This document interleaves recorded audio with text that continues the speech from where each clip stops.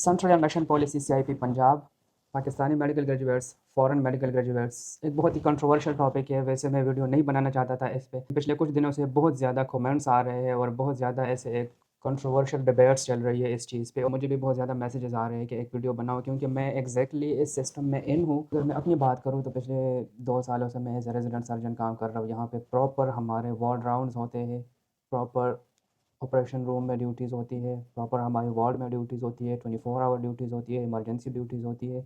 Same वही चीज़ें चल रही होती है जो पाकिस्तान में एक पीजीआर कर रहे हैं। सुबह तकरीबन 7 साढ़े 7 बजे हॉस्पिटल जाता हूँ, प्री वार्ड राउंड मीटिंग होता है, वार्ड अटेंड करके उसके बाद अपने सुपरवाइज़र के साथ वार्ड राउंड करता हूँ। फिर उसके बाद अगर हमारा ऑपरेशन डे होता है तो हम उसके बाद से डायरेक्ट चलते हैं ऑपरेशन रूम।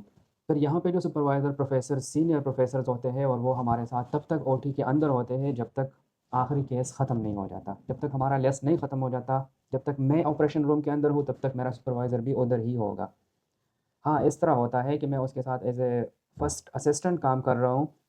अगर उसकी कोई मीटिंग है या कोई बिज़नेस ट्रिप है तो वो अपने चाइनीज़ रेज़िडेंट के मुकाबले में मेरे ऊपर ज़्यादा ट्रस्ट करता है, और वो अगर एक केस ओटी में छोड़ देता है तो वो मेरे ऊपर और मेरा ट्रस्ट के ऊपर छोड़ देता है, और फिर मैं वो प्रॉपर वो केस ख़त्म करके उसको फिर पेशेंट को शिफ्ट करा के फिर उसको अपने सुपरवाइज़र को अपडेट देता हूँ। एंड वो एक बहुत ही रिस्पेक्टेड और अच्छे गेस्चर के साथ मुझे रिप्लाई करता है। मेरे उसके साथ जो रिलेशंस होते हैं वो बहुत ही एक कोऑपरेटिव होते हैं। तो मेरी ये वीडियो बिल्कुल भी बायस नहीं है, एक न्यूट्रल वीडियो है। मेरे बहुत सारे दोस्त हैं जो पाकिस्तानी लोकल मेडिकल ग्रेजुएट्स हैं, बहुत अच्छे दोस्त हैं, पीजीआर्स भी हैं, बहुत अच्छे दोस्त हैं। ये बिल्कुल भी बायस्ड वीडियो नहीं है।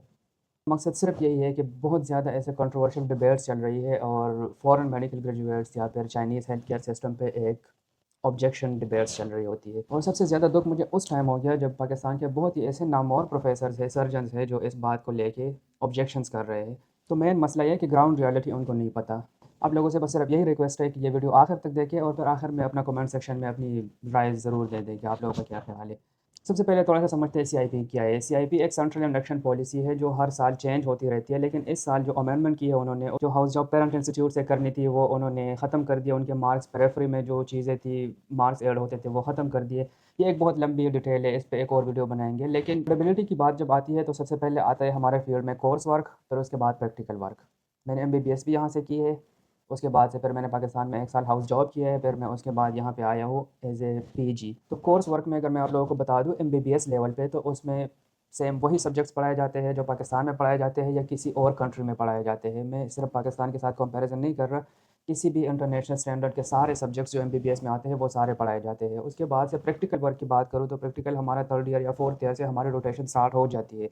हॉस्पिटल आना जाना, लैब जाना, ये सारा प्रोसेस करके फिर ग्रेजुएशन हो जाती है, डिग्री मिल जाती है। फिर उसके बाद से हम पाकिस्तान जाके तो उधर पीएमडीसी में रजिस्ट्रेशन करते हैं, जो उनका क्राइटेरिया होते हैं वो रूल्स रेगुलेशन फॉलो करके तो हमें लाइसेंस मिलता है। फिर उसके बाद से आ जाता है पोस्ट ग्रेजुएशन करना। तो पोस्ट ग्रेजुएशन ऑप्शनल होता है, आपने पाकिस्तान से करना है, बाहर से करना है। अब पोस्ट ग्रेजुएशन में ये कंट्रोवर्सीज चल रही है क्योंकि सीआईपी की एक रीसेंट अमेंडमेंट हुई है रूल्स में, जिसमें उन्होंने पाकिस्तानी ग्रेजुएट्स और फॉरेन मेडिकल ग्रेजुएट्स को इक्वल दे दिया है सारी चीज़ें। कोई भी पेरेंट इंस्टीट्यूट के मार्क्स नहीं होंगे, कोई भी पेरेफ्री के मार्क्स नहीं होंगे, सारी चीज़ें डिपेंड करेंगी टेस्ट पे और उसके बाद से जो आपके एमबीबीएस का एग्रीगेट बनता है उसी पे। तो ये तो हो गई क्रेडिबिलिटी की बात। और अगर यूनिवर्सिटीज़ की बात करें तो इस वक्त as of today there are 4 universities जो वर्ल्ड रैंकिंग के टॉप 100 यूनिवर्सिटीज़ में चाइनीज़ 4 यूनिवर्सिटीज़ है। तो पाकिस्तान की जो मेडिकल कॉलेजेस है उसमें कोई एक भी medical college top 100 medical colleges में नहीं है जो वर्ल्ड रैंकिंग है। हेल्थ सिस्टम की अगर हम बात करें तो चाइनीज़ हेल्थ सिस्टम पाकिस्तान से बहुत ही एक अपर पोर्शन में आता है वर्ल्ड रैंकिंग में। तो ये मुझे आपको प्रूव करने की ज़रूरत नहीं है। आजकल एआई, चैट जीपीटी, डीपसीक वगैरह सारी चीज़ें अवेलेबल है, आप उधर जाके दे दो Chinese health system versus Pakistani health system, आपको एक डायरेक्ट आंसर मिल जाता है। आप लोगों को भी अच्छे से पता है और मुझे भी अच्छे से पता है कि जब एफसीपीएस करके पाकिस्तान से या फिर एमडीएमएस करके फिर जब ट्रेनिंग आप लोगों की ख़त्म हो जाती है तो फिर भी जॉब्स नहीं होती पाकिस्तान में। जॉब्स की बजाय अगर आप लोगों ने अपना एक क्लिनिक बनाना है तो क्लिनिक बना के आप लोगों की जो पेशेंट फ़्लो होती है वो 5-10 पेशेंट्स दिन में मुश्किल से आते हैं। तो मेरे बस सिर्फ यही एक रिक्वेस्ट है कि आप लोग ये foreign medical graduates, Pakistani medical graduates, private medical graduates इस चीज़ से बाहर आके उस चीज़ के लिए आवाज़ उठाओ कि जॉब्स क्यों नहीं है हमारे पास।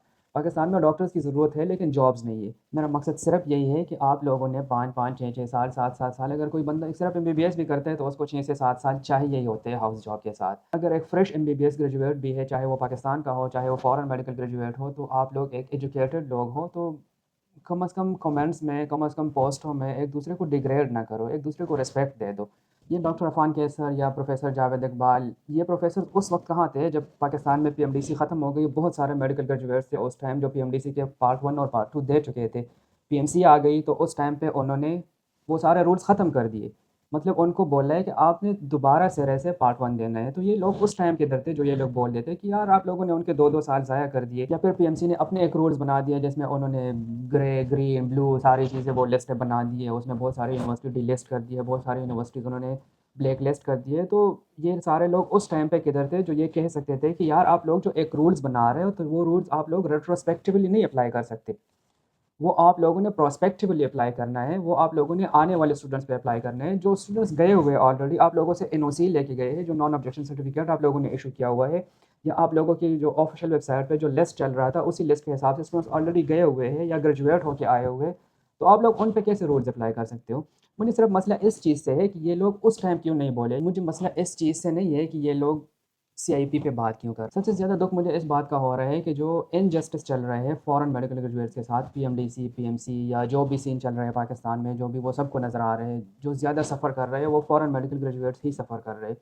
तो उस चीज़ पे जो बड़े-बड़े प्रोफ़ेसर्स हैं वो उस चीज़ पे नहीं बोल रहे। लेकिन अभी एक ये जो अमेंडमेंट आई है सीआईपी पे तो उस पे सारे बोल भी रहे हैं और ऑब्जेक्शन भी कर रहे हैं फॉरेन मेडिकल ग्रेजुएट्स पे।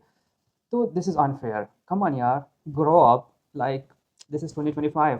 एक स्पेशलिस्ट डॉक्टर भी जब अपना क्लिनिक बनाता है तो उसकी पेशेंट फ़्लो एक गली मोहल्ले के डिस्पेंसर की पेशेंट फ़्लो से कम होती है। तो these are the issues which need to be concern, और आप लोगों को उस चीज़ पे बात करना चाहिए। बच्चों वाली बातें छोड़ के तो आप लोग आगे आ जाओ और आगे अपनी वो जो प्रॉपर हेल्थ सिस्टम के लिए, उसकी इम्प्रूवमेंट के लिए जो काम करने हैं तो वो कर लो। बाकी अगर किसी को मेरी बात कोई बुरी लगी है तो उसके लिए माज़रत, और that's it. Thank you for watching.